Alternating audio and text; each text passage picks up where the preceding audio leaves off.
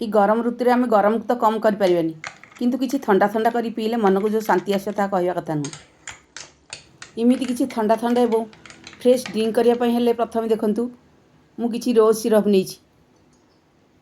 एमती रोज syrup super market बा online आपको सुविधा मिल जाव। देखो ये रोज सिरप को मुझे 2 टी ग्लास दुई दुई चामची देदेली।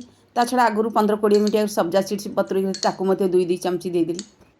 ये आगुरी किसी गोन कतरी बतुरकी रखी गोटे गोटे चामची ता छड़ा फाड़ फाड़ लेंबू 2-2टी आइसक्रीम एवं किसी पुदीना पत्ता को दलिकी देदेली एवं black salt half tablespoon देदेली। ये देखो मुझे स्प्राइट सोडा नहीं स्प्राइट के ये मिसईदेली। ये आपण पाखे स्प्राइट नथिले नॉर्मल कूलिंग वाटर करें। ये 2टी ग्लास देखो मुझे स्प्राइट की भरी करदेली। देखो आउ टे मुझे स्पून भल भाव मिसईदेली। देखो 2 मिनट आमर fresh fresh cool drinks ready हो गला। इथु गोटे ग्लास पीदेले मन जो शांति ता कहवा कथा नहीं।